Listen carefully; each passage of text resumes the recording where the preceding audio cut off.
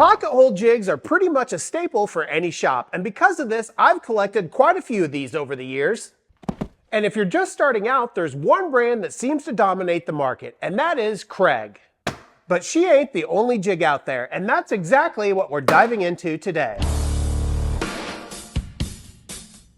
So a few weeks ago, I dove into an amazing jig that I was completely impressed with. And in that video, we took a look at all sorts of jigs. Jigs that cost less than 50 bucks, all the way up to one of my favorites, which is the Masca.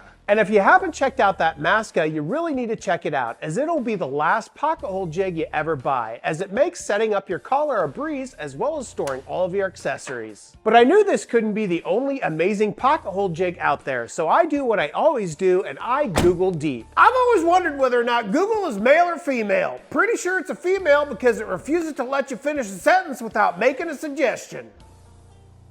And in that process, I found the amazing Armor Tool Auto Jig. Along with a lot of other features, this jig completely automates the process of adjusting for different thicknesses of material as well as your collar setup, which for dummies like me and Bert is always appreciated.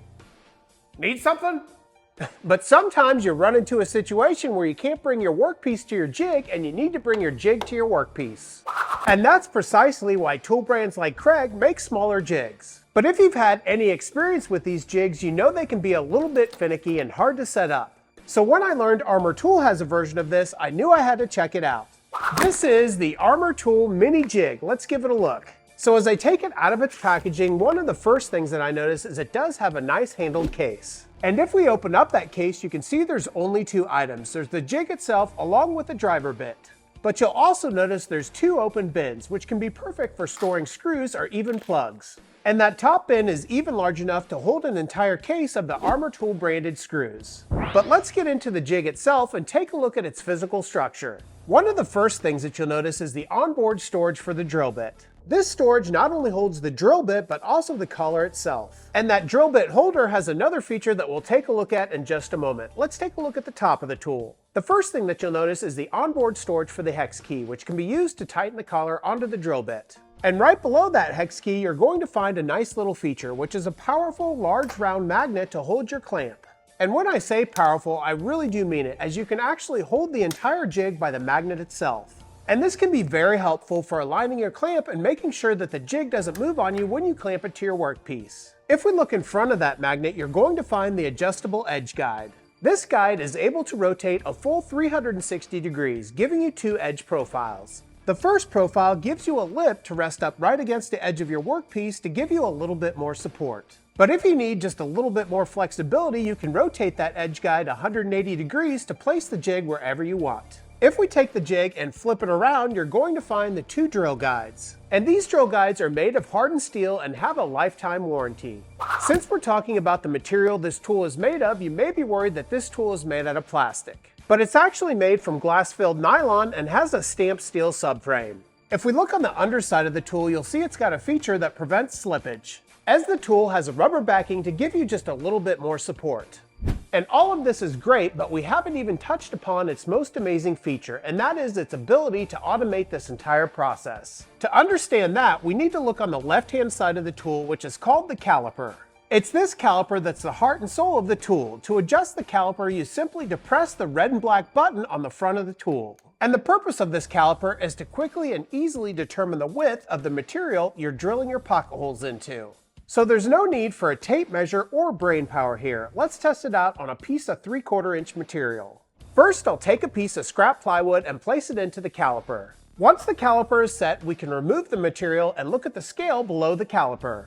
And you'll see that this scale not only has numbers associated with it, but also a color-coded system. And in this case, if we look at the white indicator, it reads 1¼ inches. Let's first talk about that color code system, as this has everything to do with Armor Tool's proprietary screw system, which is exactly why I bought this bundle of screws. Let's take a look. If we go back to the readout on the scale, you'll remember it was yellow, or 1¼ inches. This corresponds directly to the type of screw you should be using on that 3/4 inch piece of plywood. Let's take a look at that screw set. As you can see, there's a rainbow of colors with this set, going from green to yellow to red to blue to even orange. And each one of these colors has a different length. Let's take a look at the front of the box. These colors range from 1 inch, which is the green, all the way up to 2.5 inches, which is the orange, but in our case we want a yellow, which is 1¼ inches. And I know for a fact, in dealing with 3/4 inch plywood in the past, 1¼ inches is the perfect length for 3/4 inch plywood.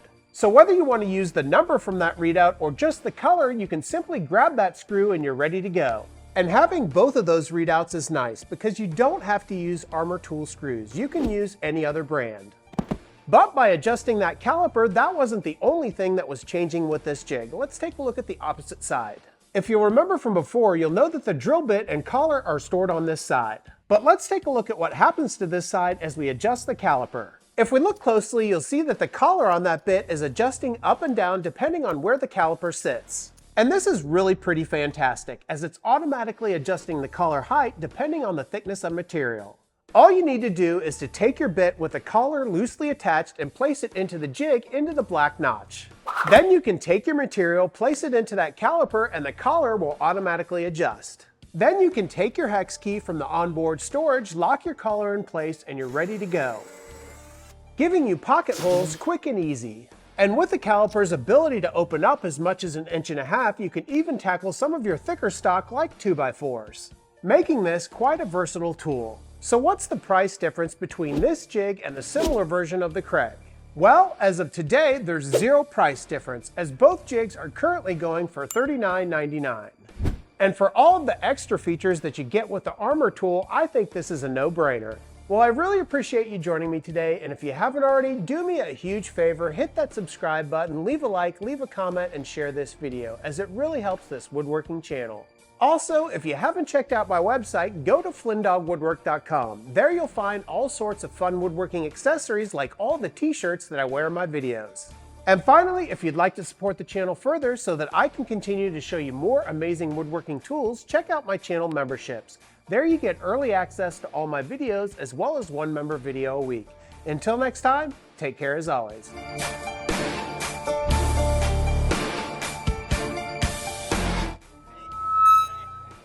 Let's get it. What state has the smallest soft drinks? Minnesota. Come on. Let's try this one. What do you call a mini golf club that's made of wasp testicles and covered in Reese's Pieces? It's a peanut butter peanut putter. Come on. All right, last try. So I tried on a mini skirt the other day, and I think my baby's mama was pretty proud. She told me that shows a lot of balls to wear that.